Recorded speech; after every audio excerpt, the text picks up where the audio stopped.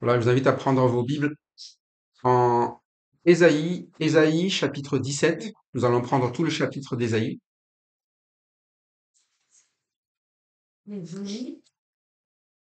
Ésaïe chapitre 17, nous prendrons tout le chapitre.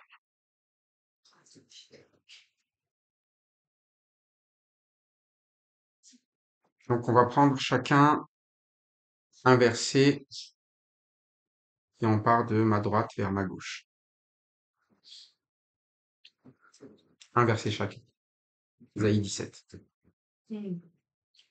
Au nom de Jésus, Damas sera supprimée, elle ne sera plus une ville, elle ne sera qu'un tas de ruines. Les villes qui dépendent d'Aroër seront abandonnées, livrées aux troupeaux. Ils y coucheront sans plus personne pour les effrayer.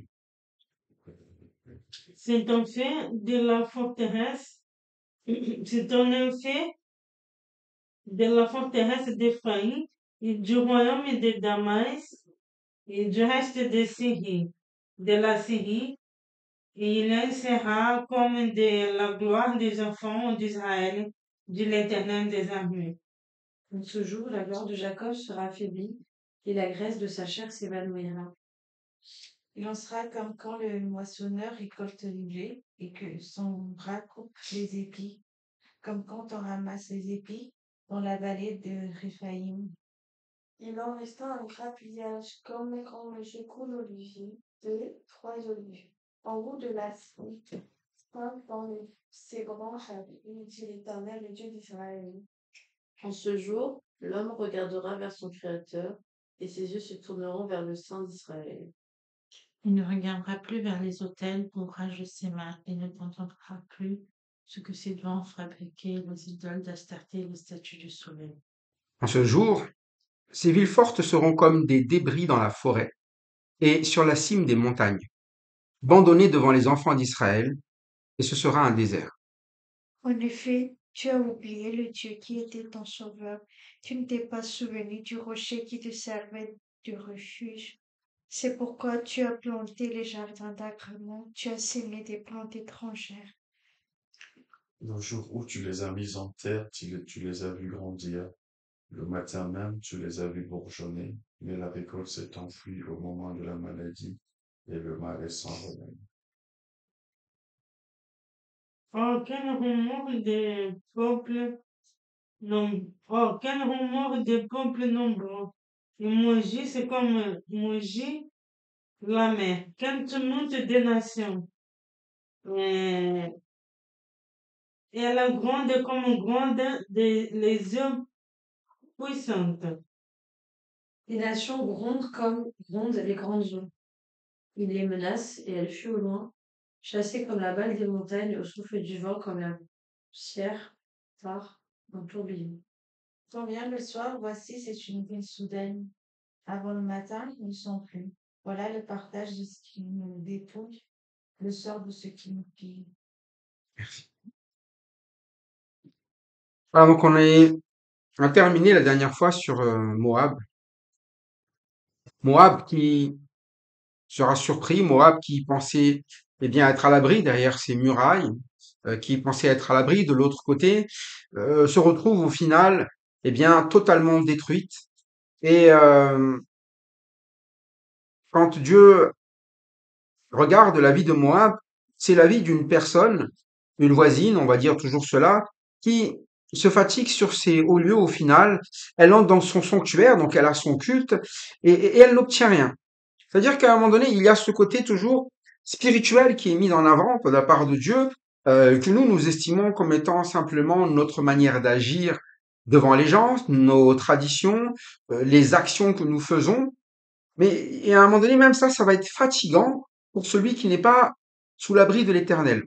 Il n'y aura plus de joie, il n'y aura plus de réjouissance, et ça nous accompagne. C'est pas nos activités qui vont changer ces choses-là, c'est le fait d'avoir Dieu dans notre vie, mais Dieu dans notre vie, c'est forcément de vivre, eh bien, avec la délivrance de Dieu seul. C'est-à-dire que dans les situations de notre vie, au moment où on pensait être fort, c'est là qu'on doit se rappeler à un moment donné, mais en fait, il n'y a pas de force sans Dieu. Il n'y a pas de muraille qui tienne sans Dieu. Si je m'élève ou si je pense que je n'ai pas besoin de Dieu, c'est là que la perte commence. La perte des hommes a commencé au moment où ils ont pas regardé Dieu comme étant Dieu. Et vous savez, c'est ça d'abord de comprendre réellement le message qui a été envoyé au final, là au démarrage déjà, au peuple de Dieu.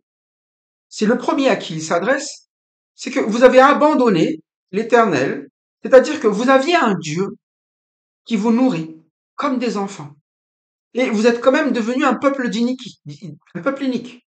Est-ce que c'est de la faute de Dieu? Non, c'est vous qui avez abandonné le Saint d'Israël. Et c'est important pour nous d'avoir toujours cette conclusion sur les situations de notre vie. Si nous sommes dans un problème et qu'il y a un problème dans notre âme, on ne peut pas blâmer Dieu. La raison vient toujours de la même. S'il y a une destruction, s'il y a des choses qui nous rongent, c'est parce qu'à un moment donné, nous avons arrêté de nous appuyer sur le rocher, de nous mettre à l'abri dans, celui qui est le refuge. Et que vous soyez d'Israël, que vous soyez Juda, là où il y a le temple, là où il y a les sacrificateurs, si vous ne demandez pas à l'Éternel, c'est comme si vous n'aviez pas l'Éternel. C'est le cas d'Akaz.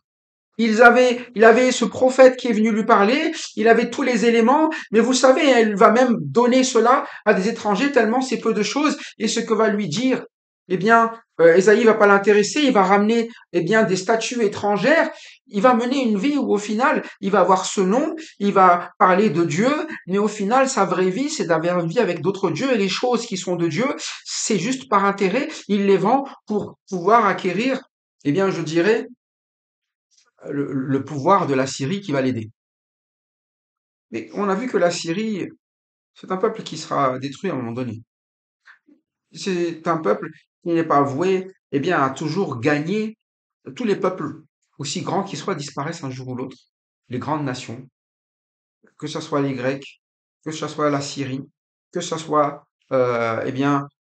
toutes ces villes, l'Égypte ou quoi que ce soit qui était puissant. À un moment donné, la seule chose qui reste de ces grands peuples aujourd'hui, ce sont des quoi? On va voir des quoi quand on va voir des ruines. Et ces ruines, Dieu avait déjà annoncé qu'ils y seraient et que seraient même vus ces ruines. Et quand on regarde ça, on regarde ça, oh, histoire incroyable, il y avait des grandes choses. Mais on oublie le résultat. Aujourd'hui, on ne voit que quoi? Que dire? Et c'est ça notre vie parfois. Nous sommes là, en train d'envier des choses qui pour nous ont l'air grandes. Mais il faut regarder ce qui reste. C'est la même chose lorsque nous sommes là en train de vouloir dire des choses selon Dieu, mais il faut regarder ce qu'on vit réellement. Si au final c'est pour vivre la ruine, ou si au final c'est d'avoir des pleurs, comme c'était le cas de Moab, si au final s'être élevé c'est au séjour des morts, être la pire honte, mais quelle est donc vraiment la bonne chose à faire sur cette terre? Et ici, quand on regarde, au verset 17, chapitre 17, oui, parler d'un autre peuple. Un autre peuple qui sont dans une situation à un moment donné où on a l'impression que ils sont en force. Vous vous rappelez, à un moment donné, il y a Réphaïm là, et puis vous savez, qui est aux portes, et il y a là avec, je dirais, toutes les tribus d'Israël, plus donc la Syrie qui est là, et c'est là qu'ils ont peur, le peuple de Juda là, parce qu'ils se font attaquer, et c'est pour ça qu'ils demandent au secours aux Assyriens. Mais là, il dit à un moment donné, il va prendre la ville qui représente la Syrie, c'est Damas. Damas, vous avez Ephraïm, vous avez Damas qui est au-dessus, et vous avez Damas qui représente ici cette entrée qui se dirige au final, vers Israël, qui est une puissance, mais il dit, Damas, aujourd'hui, il fait peur, mais vous inquiétez pas, demain, ça sera quoi? C'est le début.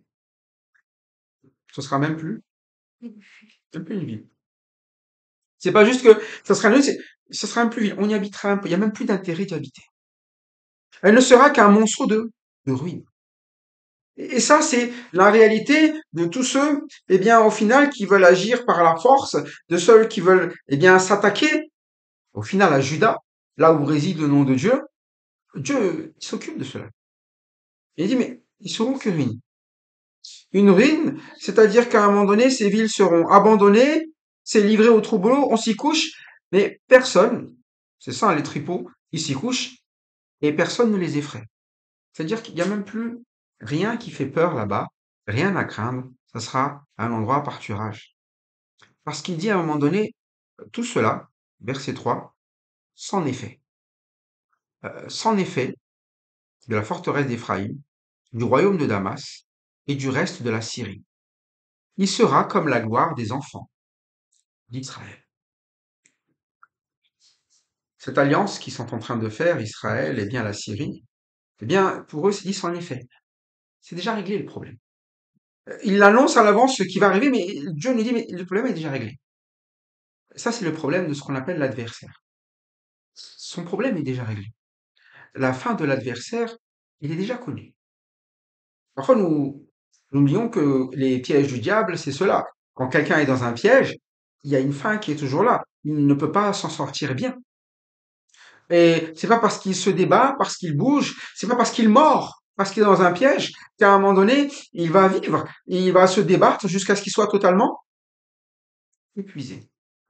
Et c'est typiquement ça quand on est un adversaire. On passe son temps à s'opposer aux autres. On passe son temps à, vous savez, avoir toujours en train de regarder les autres, de ce qu'on peut leur faire de mal, et puis en toujours penser, eh bien, à ce que les autres aussi, on peut leur tirer, etc. Mais c'est très fatigant, c'est très épuisant. Et c'est là qu'on devient nous-mêmes quoi? Eh bien, justement, avoir des manières difficiles de vivre la vie. On ne fait plus confiance à personne. On n'est plus toujours là en train de penser que les autres vont nous faire du mal, alors on va leur faire du mal avant. Faire du mal, c'est déjà ignorer les autres, c'est déjà laisser les autres, eh bien, je dirais, dans un état de malheur quand c'est l'occasion. Mais ici, on a vraiment, eh bien, un peuple qui est la Syrie, qui veut faire mal à Juda, mais qui veut faire mal à cause de quoi? Ce sont des ennemis à cause de quoi? La Syrie. Pourquoi ils sont ennemis de Juda? C'est le peuple de Dieu. Et c'est qui le peuple de Dieu? Qui sont les alliés de Syrie? Moi, c'est Israël. C'est Israël. Qui les a embarqués dans cette... C'est Israël. Israël qui a un problème avec ses frères. Donc il y a 10 tribus qui ont un problème avec Juda, et ils embarquent les autres là-dedans. C'est ça, hein, quand on est un adversaire, c'est qu'à un moment donné, on te donne un choix, on est là en train de dire, écoute, viens avec nous, on va combattre Juda. Et c'est Israël qui a un problème avec Juda. C'est lui qui est en train d'attaquer. C'est pour ça qu'il est dit, très bien, c'en est fait d'Éphraïm, ça en est fait de Damas, et il sera comment ce reste de la Syrie comme la gloire des enfants d'Israël. Et là on se dit, ah oui, les enfants d'Israël, ils vivent une belle chose, leur gloire, c'est bien, c'est quand même cette descendance-là, c'est le peuple qui combat avec Dieu. Non, là en ce moment, c'est le peuple plutôt qui combat contre eux, les enfants de Dieu, ils combattent entre eux. C'est pour ça que parfois, vous savez, entre chrétiens, moi je vois parfois il y a plus de virulentes attaques que parfois des païens vers les chrétiens. Et parfois, on est content d'embarquer d'autres païens en leur en disant, ah oui, tu sais, eux, c'est des vraiment... Et on parle mal des propres frères et des propres sœurs. Mais du coup, on amène ces personnes-là à quoi aussi? À la ruine. On est en train de parler mal de ceux qui sont en train de se confier en Dieu, que vous soyez d'accord avec eux ou pas. La question est simple, est-ce qu'on est censé être leur adversaire? Et ils avaient un différend. Mais dans leur différend, ils ont embarqué la Syrie dans cette manière de faire. C'est pour ça qu'il dit, mais tu vas partager la gloire des enfants d'Israël. Et là, la gloire des enfants d'Israël, c'est quoi? En ce jour, la gloire de Jacob, elle est comment? Elle diminuera. C'est-à-dire qu'à un moment donné, il y a quelque chose en ce jour, dans leur manière de vivre, qui s'affaiblit, qui baisse, et la graisse et la chair, ce qui la rendait forte, elle s'évanouira. C'est-à-dire que si tu joues le rôle de l'adversaire, si tu participes à ceux qui sont des adversaires, tu vas participer aussi à ceux qui sont en train de vivre, leur gloire, elle est en train de quoi? Donc toi-même, tu vas t'affaiblir dedans. Tu vas être dépouillé là-dedans, toi-même. Parce que vous avez un objectif quand même quand vous rejoignez souvent un adversaire, quand vous allez avec lui, si vous n'avez pas l'objectif de partager un butin. Quand vous attaquez un endroit, vous dites, je vais gagner. Et Dieu dit quand même, Israël, 10 contre 1. Ça devrait être suffisant. Et c'est pour ça que parfois, nous sommes là avec des choix, avec choisir toujours la majorité. Il dit, voilà, la majorité est là, et on va attaquer voilà, le seul qui est là. Et si nous avons cette logique, parfois, eh bien, déjà, premièrement, d'avoir le mauvais sujet qui est de quoi? D'être des adversaires. Mais non moins de là, nous sommes des adversaires, mais nous partageons des personnes en disant, voilà, c'est les plus forts, et nous choisissons ceux-là pour attaquer ceux qui sont les moindres.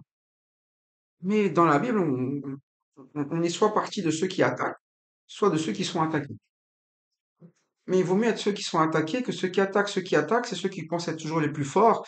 Mais la parole dit quoi? En ce qui les concerne, c'en est déjà. Quand on fait un choix qui n'est pas le choix que Dieu veut, Dieu a déjà amené ce qu'on appelle des sentences. On a déjà vu à Babylone, l'adversaire, sa sentence, c'est d'être même plus bas que les autres rois.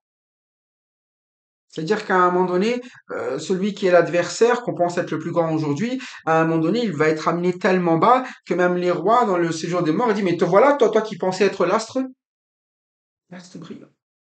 Et c'est ça le problème de l'adversaire, c'est que il va vivre simplement cette vie qui est quand on s'oppose à Dieu, quand on s'oppose eh bien à ce que sur quoi Dieu veille. Celui qui s'en prend à ses plus petits, Dieu dira, mais c'est comme si à un moment donné, il s'attaquait même à Dieu. Hein.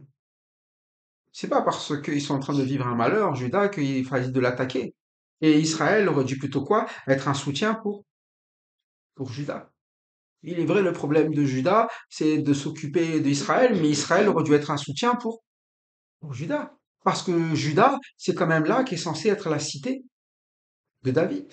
David qui était le roi. C'est la lignée de Judas qui est censée régner. C'est là où il y a le temple. C'est là où ils doivent venir tous pour expier au final leurs péchés par les sacrifices. C'est ce qu'ils sont censés partager ensemble. C'est la vie que Dieu leur donnait à chacun pour qu'ils partagent cela ensemble. Mais les adversaires, c'est cela. Ce sont ceux qui choisissent plutôt quoi? De vivre, eh bien, toujours en combattant, eh bien, ce que Dieu a pour le partager même la même vie que quoi? Que ceux de l'extérieur. C'est pour ça qu'il dit à un moment donné, la vie d'Israël, la vie de Jacob, elle est affaiblie. Sa chair s'évanouit. Sa graisse de sa chair s'évanouit.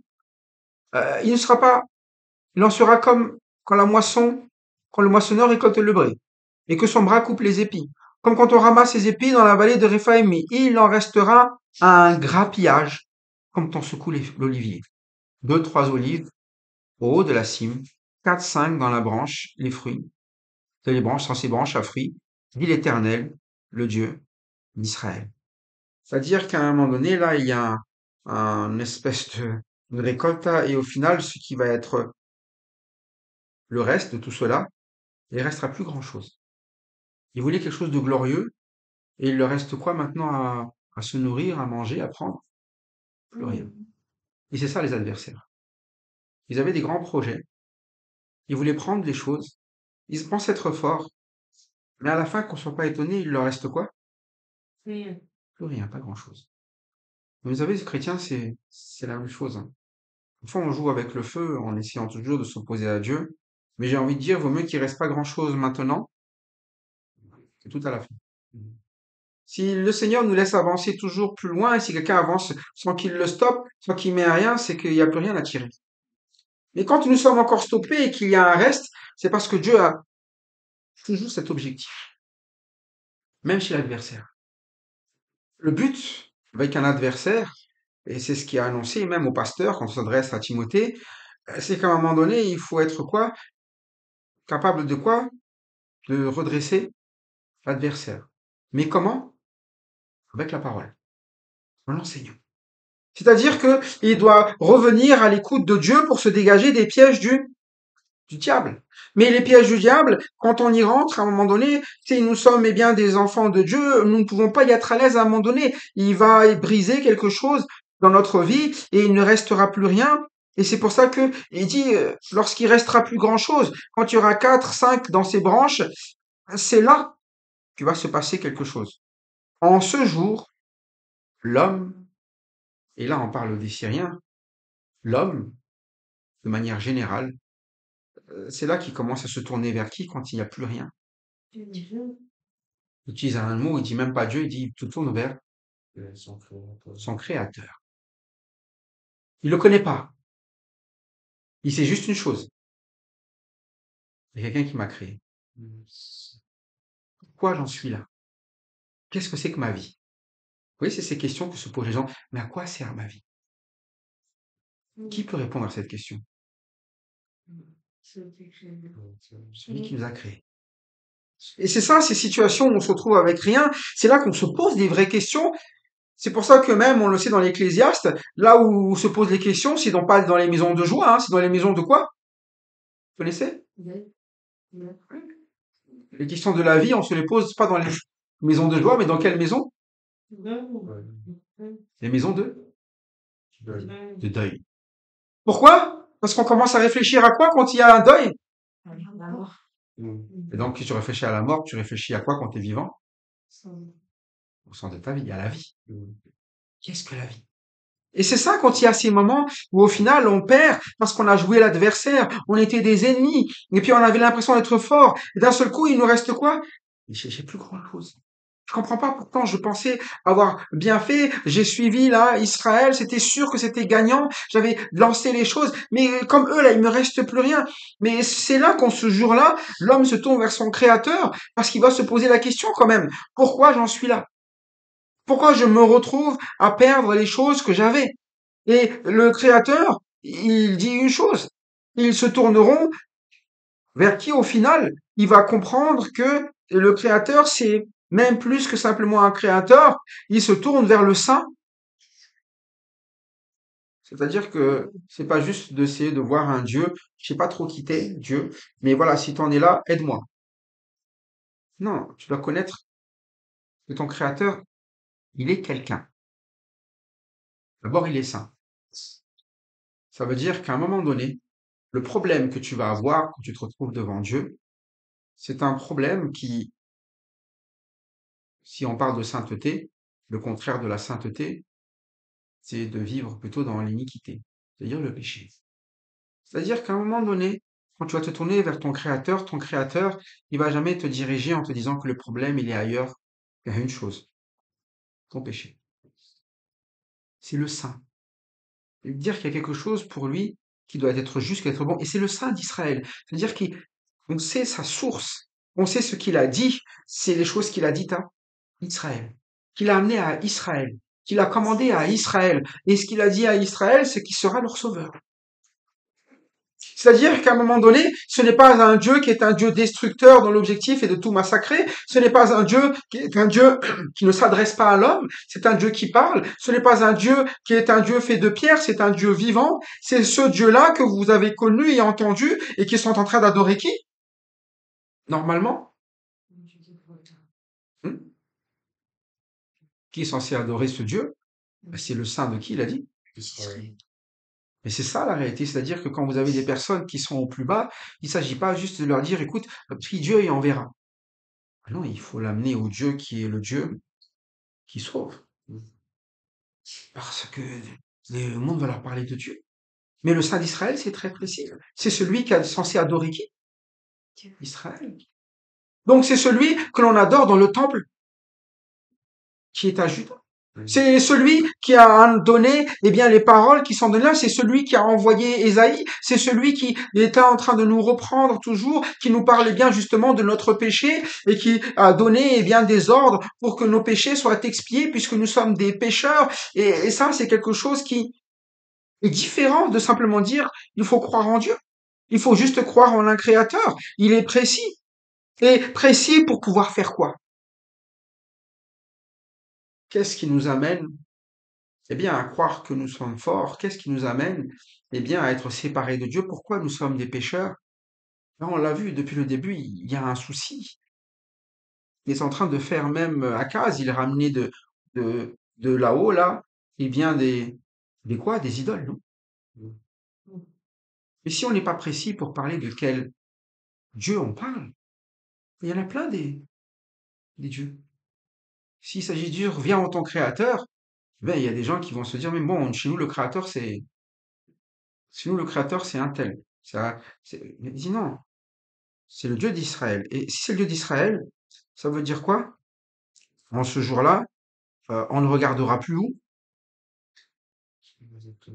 Donc, sur les autres endroits. Fin de l'histoire. Ouvrage de ses mains. Il ne contemplera plus ce que ses doigts ont fabriqué, les idoles d'Astarté et les statues du soleil. Est-ce que le Saint d'Israël a la même manière de faire que Astarté? Non. Pas du tout. Est-ce qu'il demande les mêmes choses? Est-ce qu'il a les mêmes actions? Et quel culte a donné à un moment donné à Akaz? Il avait un temple, non? Mhm. Qui était le temple de l'Éternel, mais il a regardé tout le temps à quel Dieu? Qu'est-ce qu'il a fait de ses enfants déjà? Et ça, c'est une pratique de l'Éternel. Non. C'est une pratique des dieux étrangers. Hein. Et c'est ça. À un moment donné, il faut savoir aussi que l'Éternel, c'est pas un Dieu. C'est pour ça que quand les gens disent on a tous le même Dieu, désolé, hein, mais c'est pas vrai. Est-ce que ton Dieu donne le même ordre que le mien? Non. Est-ce que ton Dieu amène le salut comme le mien? Moi, quand je te parle de Dieu, je te parle du Dieu sauveur, du Dieu qui t'amène, eh bien, à t'éloigner du péché et qui te donne le moyen de le faire. C'est pour ça que je crois en Christ. Il est l'agneau de Dieu qui ôte les péchés du monde. C'est pour ça que je n'ai pas de difficulté à le reconnaître que c'est le Saint d'Israël qui est venu parmi nous et qui a fait ce travail. C'est ce qu'il a toujours annoncé. C'est pour ça que les gens ont du mal avec Christ, parce qu'à un moment donné, quand ils voient Christ, ils ont l'impression de quelqu'un où c'est pas possible que Dieu fasse cela, parce qu'ils ont leur Dieu qui est déjà bien formé, des Astartés. Et notre Dieu à nous, apparemment, parfois, il est miséricordieux, mais il est surtout très violent. Hein. Miséricordieux, c'est qu'il regarde notre misère, mais quelle est notre misère? C'est le péché, notre misère. Quand il regarde tous ces peuples, quand il a regardé Moab, comment déjà il gémissait dans son cœur à cause de l'état de Moab. Pourtant, Moab est arrogant. Quand il regarde les peuples se perdre, eh bien, notre Dieu, il est là en train de toujours les amener à quoi? À la repentance. Mais c'est parce que ce peuple s'éloigne qu'il se condamne tout seul. Il se condamne, eh bien, à mort. C'est pour ça qu'à un moment donné, il a ce message de vraiment dire qu'en ce jour-là, quand ils auront vraiment compris qui est le Saint d'Israël, ils ne peuvent pas faire autre chose. On ne peut pas vivre les deux choses. On ne peut pas vivre la vie avec les idoles. On ne peut pas y avoir Astarté et avoir les dieux du soleil là et avoir le seul vrai Dieu. On ne peut pas mélanger, mixer ces manières de faire. Ça ne marche pas. Et parfois, on est là, on voit des chrétiens qui veulent mixer les choses. Et on dit, mais non, t'inquiète pas, moi j'adore que Dieu seul, j'adore rien d'autre. Ah oui? Qui est-ce que tu écoutes réellement alors? Parce que le Saint d'Israël, il parle. Il a toujours parlé hein, à son peuple. Depuis la création du monde, il parle aux hommes. Depuis, hein. Et dès que Adam est créé, il va parler à... Et Dieu, il parle. S'il ne parle pas, c'est que quelqu'un les fait parler. Hein. Ils existent. S'ils n'existent pas, c'est que quelqu'un les a fabriqués. Hein.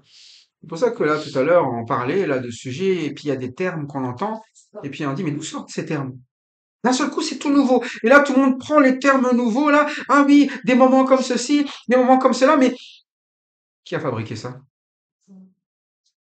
Dieu l'a fabriqué ça? Quand il a créé l'homme, il a dit, écoute, fois on va prendre des moments entre nous qui sont des moments... Mmh. À un moment donné, Dieu, il vient, il donne tout ce qu'il faut à l'homme, et lui donne tout ce qu'il y a à faire, et il dit juste à l'homme de faire tout ce qu'il y a et de ne pas faire cela. Il s'adresse, il parle. Et il ne s'agit pas simplement de regarder là et il passe son temps à essayer d'occuper l'homme. Tiens, je vais essayer de faire quelque chose avec lui là aujourd'hui. Tiens, je vais essayer de voir si... Tiens, il lui a donné tout ce qu'il y a. Maintenant qu'il le fasse. Parfois, on est comme cela, hein, vous savez. C'est comme avec les enfants quand ils viennent vous voir et qu'ils vous disent « Oh, je m'ennuie ». Qu'est-ce qu'on fait quand un enfant dit « Je m'ennuie » C'est bien. Généralement, quand un enfant dit ça, comment ils réagissent les gens? Il faut que Il faut que je fasse quelque chose là, il faut m'occuper là, il faut que je fasse. Donc à chaque fois, lui, il va toujours venir en donnant quoi? Un besoin. Et en fait, il faut que les parents quoi répondent immédiatement. de leur maison. Mais parfois, on est comme ça avec Dieu. On est là, notre vie, et on dit que notre vie, quoi? Je m'ennuie. Ah, mais chrétien, je m'ennuie, j'ai rien à faire. On va essayer quelque chose de nouveau, ou il faut que tu fasses quelque chose. Non, mais à un moment donné, Dieu a donné sa parole sur ce qu'il y a à faire. Et parfois, c'est cela, quand vous avez des enfants. Dites-moi juste, quand les enfants disent je m'ennuie, ils manquent de quelque chose. Ils n'ont pas de jouets, ils n'ont pas de feuilles, ils n'ont pas de cahiers, ils n'ont pas de... Il y a plein de choses à faire, pas. Mhm. Mais nous sommes comme cela. Dieu nous a tellement donné à faire, à vivre, mais nous sommes capables devant lui de dire quoi?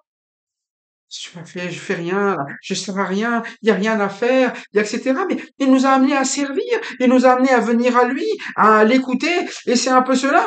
Nous pouvons toujours regarder des choses qui nous plaisent, parce que ce que Dieu a donné ne nous intéresse pas, mais c'est ça les idoles. On les fabrique, et puis on veut entendre des nouvelles choses, des nouveaux termes, des nouveaux machins, et parfois les chrétiens, on est comme cela. Oh, il y a un nouveau terme intéressant, on va le prendre, et on le met.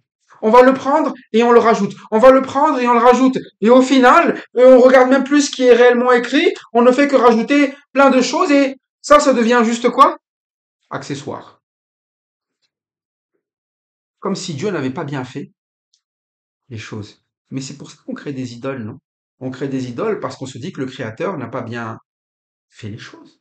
Donc on commence à créer nos propres Dieu, mais créer un Dieu, c'est créer quelqu'un qui va parler, eh bien, à notre place. C'est pour ça qu'il dit en ce jour, ces villes fortes seront comme des débris dans la forêt, sur la cime des montagnes, abandonnées devant les enfants d'Israël, et ce sera le désert. Vous avez voulu changer ce que Dieu a déjà placé qui est bon. Vous savez ce qui restera à la fin sur vos constructions? Tous les dieux là d'avant, là, les Astartés aujourd'hui, vous les retrouvez juste où là? Parce qu'on les retrouve, on l'a déjà dit tout à l'heure, hein. On les ruine. Moi, si je veux aller voir si je veux aller voir les dieux là du temps de les comment on appelle ça là, des Darius, etc., les Sargons, vous savez où je vais les voir? Oh, je vais au Louvre. Il reste que ça. Nous, notre Dieu, vous le trouverez pas au Louvre. Il sera pas là avec des pierres à côté où tout est en train de s'écrouler, mais on dit voilà ce qui reste de lui. Lui, il est debout et il est toujours vivant et il agit toujours, il sauve toujours et il est toujours en train d'amener des victoires à ceux qui se confient en lui. C'est pour ça qu'à un moment donné, quand nous nous retrouvons dans un malheur et quand on est dans les déserts, oui, on blâme Dieu. Mais on le voit depuis. Parfois, on s'est appuyé sur ce que la gloire des autres est. On se dit, écoute, je vais gagner là. Puis là, on commence à combattre contre Dieu. Pourquoi tout le monde a fini par crucifier Christ? Parce qu'ils ont tous voulu combattre contre eux. Dieu, ils se sentaient forts avec les pharisiens, non? Ils se sentaient forts. Ils se sont même alliés avec qui? Avec les Romains. Des ennemis. La Syrie, c'est les Romains. Et puis, on a là les autres Juifs. Là, c'était ça, ils se sont ligués comme le seul qui vient de Juda et qui est vraiment le roi légitime. C'est, c'est vraiment ça notre manière de faire. Là où nous pensions être forts et nous pensions avoir fait les bonnes choses, nous finissons même par être l'adversaire de celui qui était censé veiller sur. Mais c'est ça quand on s'appuie sur des idoles. Et puis, qu'est-ce qui nous reste derrière? La force des idoles. Le désert.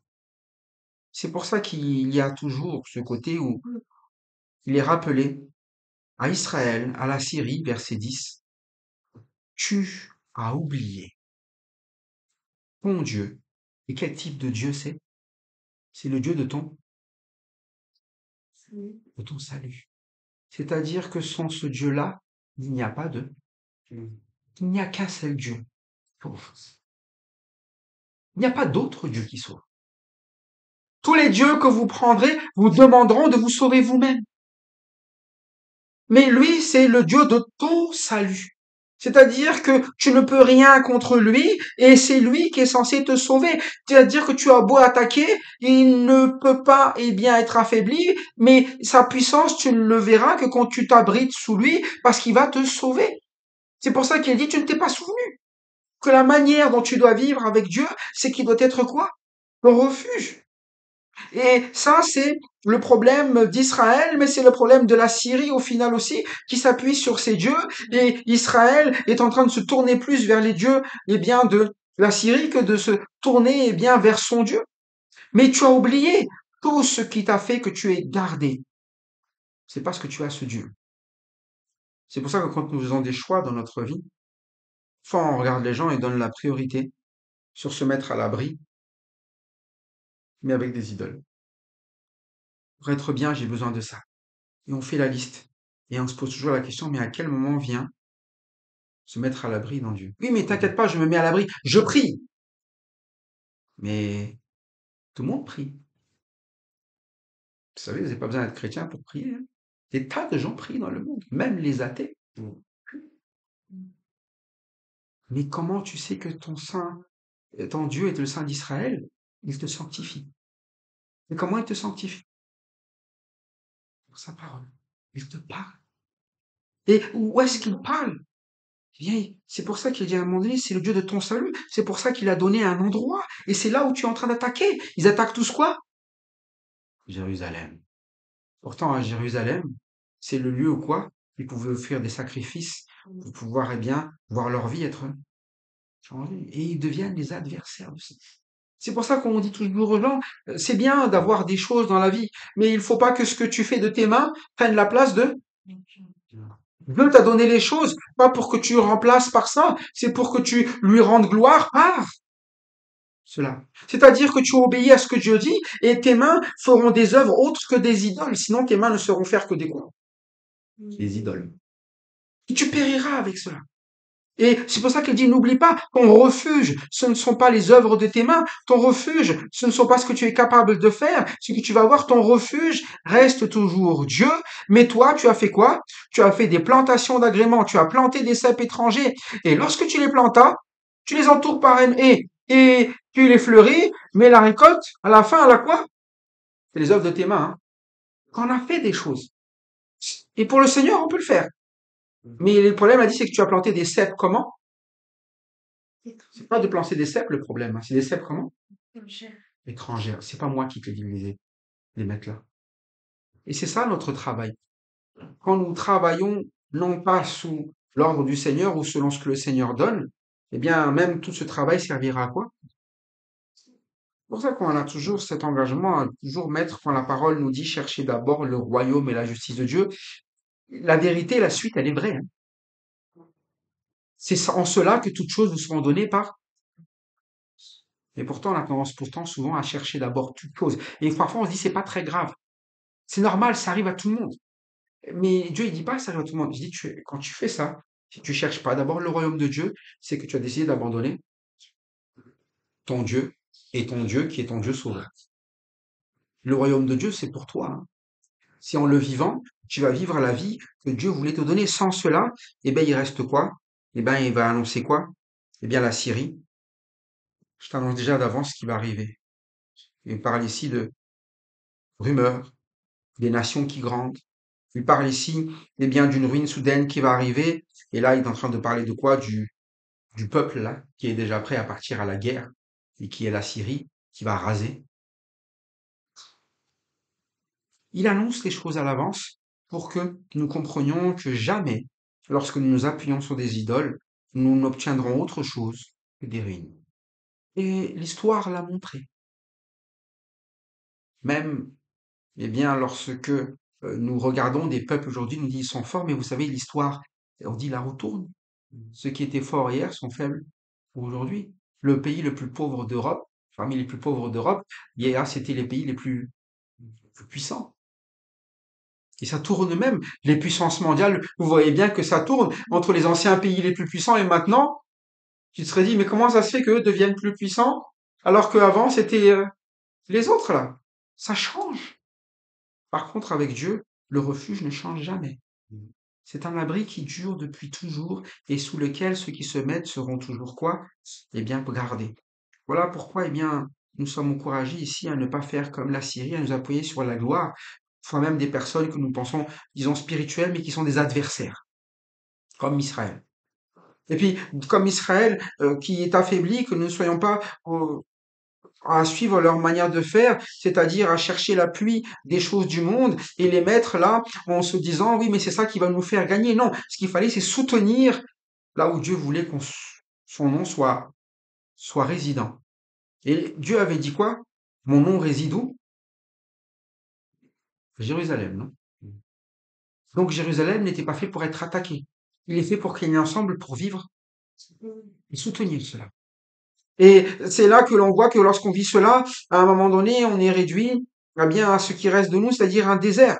Et là, nous pleurerons eh bien, notre Créateur, mais nous faut connaître réellement, revenir réellement à qui est ce Dieu que nous adorons, ne pas nous tromper et dégager ce qui n'est pas eh bien, de lui. Et si on fait cela, eh bien, nous n'oublions pas l'Éternel, puisque nous le mettons en avant. Si on ne le fait pas, oublier, c'est déjà chuter. Voilà pourquoi eh bien, l'Éternel nous appelle toujours à écouter cette parole pour que nous ne soyons pas de ceux qui oublient, que nous soyons plutôt de quoi qui nous rappelons. Nous savons que ces avertissements-là, s'ils ont été donnés, c'est que nous en sommes aussi quoi les destinataires. Si nous l'oublions, nous finirons toujours rongés par l'adversité. Voilà pourquoi, eh bien, que nous soyons au contraire toujours debout dans ce refuge qui est l'Éternel, et ce refuge, il est sûr. Si nous sommes mal, c'est que nous ne sommes pas sous le refuge. Mais quand nous regardons les enfants de Dieu, eh bien, qui sont dans la parole, même dans le malheur, ils avaient un abri sûr toujours. Ils n'ont jamais manqué en se disant, je n'ai pas la promesse. Voilà pourquoi, eh bien, nous-mêmes vivons cette même foi, afin que Dieu soit glorifié, mais que d'autres, au lieu d'être des adversaires, viennent se mettre à l'abri, comme nous, comme il avait été dit à Jérusalem, pour Moab, ne ferme pas l'abri à Moab, pour qu'il puisse quoi? Eh bien, être secouru aussi. Que Dieu secourt encore et que nous soyons les témoins de son secours chaque jour. À Dieu la gloire en Christ. Amen.